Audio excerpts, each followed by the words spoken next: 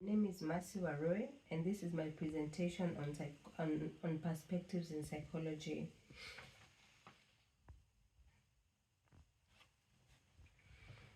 In this presentation, I'll be demonstrating my understanding of perspectives in psychology. The purposes of this presentation is to cover the following key areas. These are a description of two psychology perspectives, an evaluation of key assumption of the identified psychology perspectives, an evaluation of the work of the key theories related to each of the identified psychology perspectives, analysis of the similarities and differences between two perspectives in psychology, and evaluation of the application of the two perspectives to contemporary issues in psychology.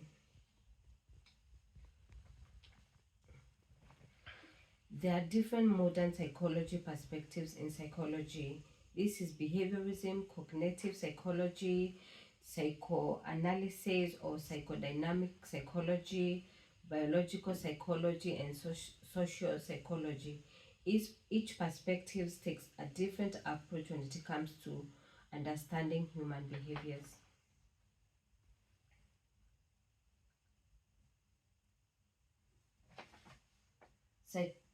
Behaviorism psychology. This is the study of human behaviors. This is how behaviors relate to our minds. It's a result of learning from the environment and reinforcement.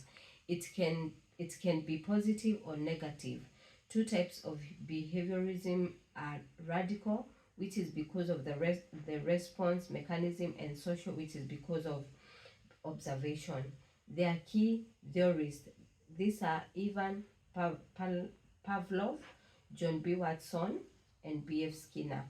According to John B. Watson, he quoted and said, "Give me a dozen healthy infants, well-informed, and my own specified world to bring them up in, and I'll guarantee to take anyone at random and train him to become any type of specialist." This could be a doctor, a lawyer, a chef, or even beggar or a thief, regardless of his talent, abilities, vocations, and the race of his ancestors.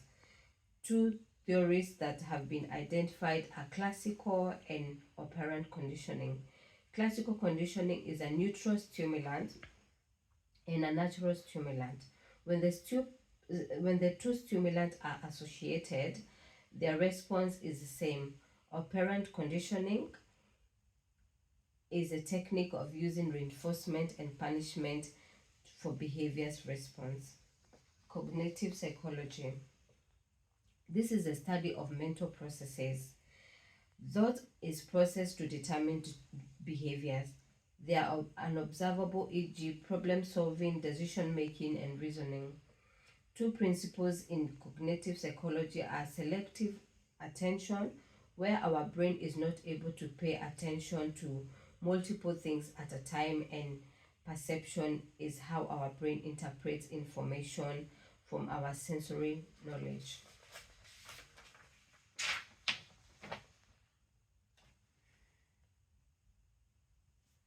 The key assumption of identified psychology perspectives.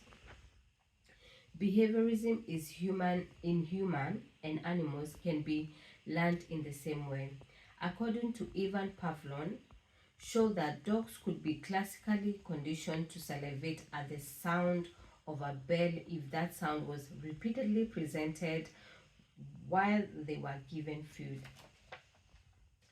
Behaviors are learned through operant and classical conditioning. Classical conditioning is applied to real life, where people develop to relate, for example, food by a taste, or fear by associating it with certain environment. Our behaviors are determined by the environment we grow in. The advantage is the ability to measure behaviors changes and predict clearly. The limitation is ignoring cognitive processes and relying on observable behaviors.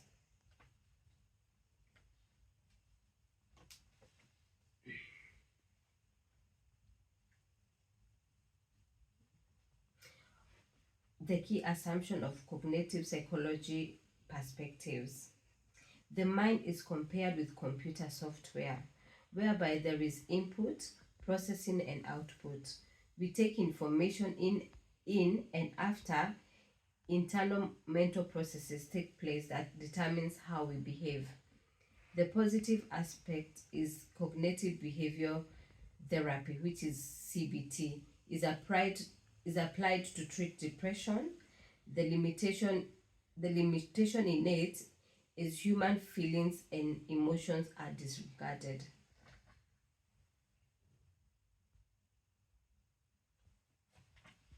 Work of the theorists related to behaviors.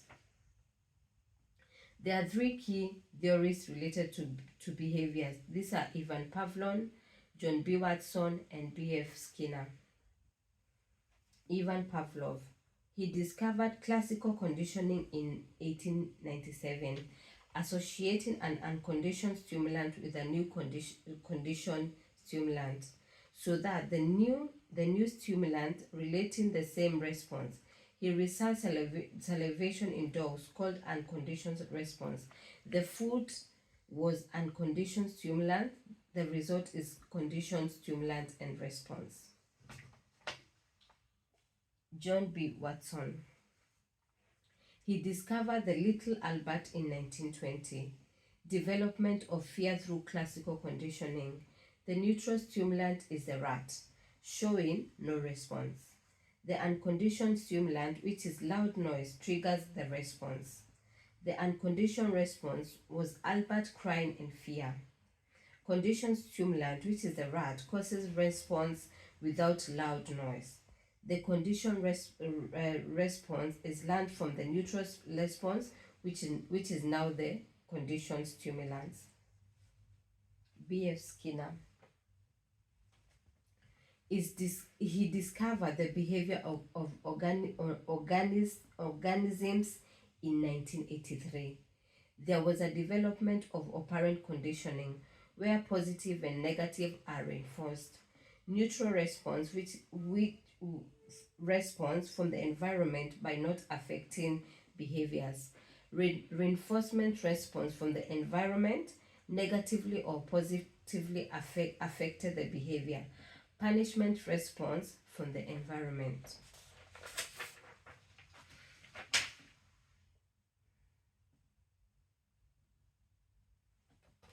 Work of key theories related to cognitive. There are two key theories related to cognitive. These are Jean Piaget and Lev Vygotsky. Jean Piaget. The discovery of cognitive development, titled The Origin of Intelligence in Children in 1936. It contains 4 stages. The first stage is called sensomotor stage, from birth to 2 years. This is where baby understands the environment through senses and movement. The other stage is called preparational stage, from 2 years to 7 years. In this stage, they can use their language.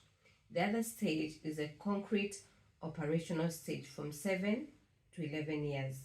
In this stage, children can understand and think more logically. The other stage is the formal stage, which is the final stage, from 11 years to adulthood. One can think and understand more abstract concepts, for example, love and hate. Cognitive development results from nature and nurture, has a great impact on modern education. The other key theorist is Lev Vygotsky. Creation of the socio-cultural theory of child development in 1978. This was influenced by social and cultural factors. The key concept is the zone of posomal development, ZPD. This refers to where a child can achieve independently, all with more knowledgeable people. The other one is more knowledgeable others, MKO, is where a child's cognitive development is helped by parents and teachers. Elementary mental functions, which are attention, sensation, perception, and memory development. Even more through interaction, social and cultural influence, language, and private speech. This has a huge impact on modern education. Similarities between behaviorism and cognitive. In both, the behaviors are nurtured and learned from factors in the environment. Thoughts and behaviors are determined by experiences, and both have scientific research called empirical research.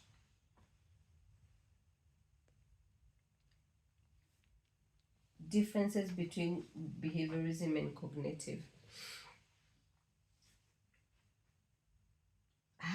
For the behaviorism, hard determinism are caused by external factors because only the observation does not consider cognitive processing. Reductionist that can be broken down, making it easy to study the behavior. On cognitive, has both nature and nurture factors according to the theory of Lev Vygotsky in cognitive child development. A holistic approach that cannot be broken down. A soft determinism caused by external and internal factors.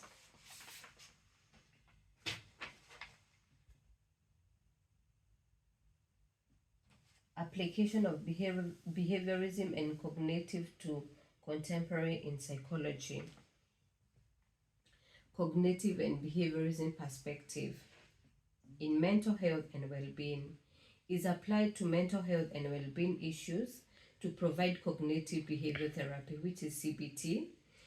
The CBT helps in behaviors and thoughts positively, has provided treatment for many mental health conditions, for example, depression and anxiety. It involves a taking session with short-term treatment. Its advantage is that CBT is well and highly structured. The limitation is that it focuses on the present problems and takes time and commitment.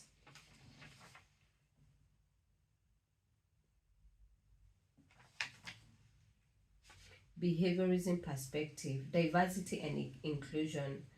Applied to diversity and inclusion to provide observational learning, improves inclusion and reduces discrimination, strengthens and reinforces skills and behaviors. Its limitation is that negative skills can also be learned.